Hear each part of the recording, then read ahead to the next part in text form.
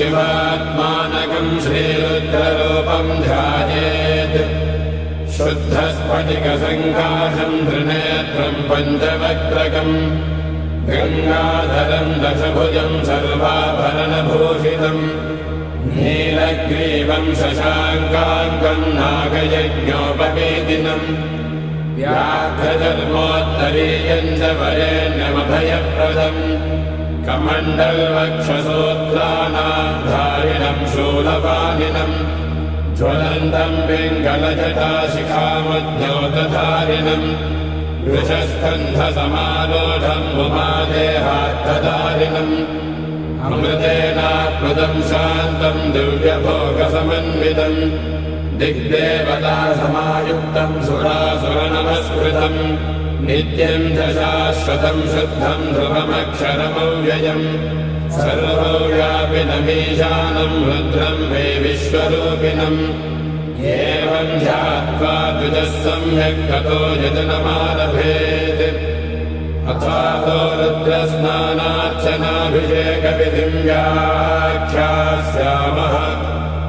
आदितये तीर्थे स्नात्वा उदेत्य शुचिः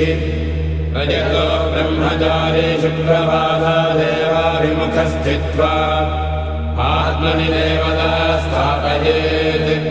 प्रजनने ब्रह्मा तिष्ठतु पादयोर्विष्णुस्तिष्ठतु हस्तयोर्हरस्तिष्ठतु बाह्वोरिन्द्रस्तिष्ठतु जठरे अग्निस्तिष्ठतु हृदये शिवस्तिष्ठतु कण्ठे वसवस्तिष्ठन्तु वक्त्रे सरस्वती तिष्ठतु नासिकयोः वायुस्तिष्ठतु नयनयोश्चन्द्रादित्यो तिष्ठेताम् कर्णयोरश्विनौ तिष्ठेताम् ललाटे रुद्रास्तिष्ठन्तु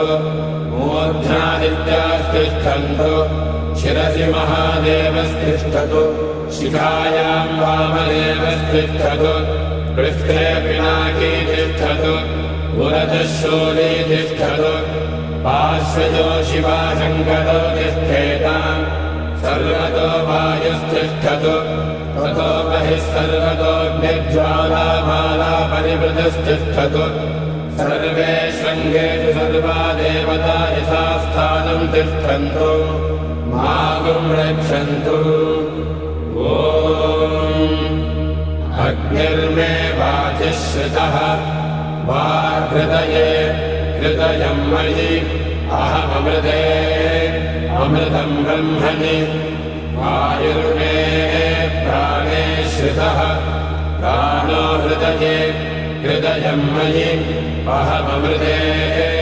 अमृतं ब्रह्मणि सूर्यो मे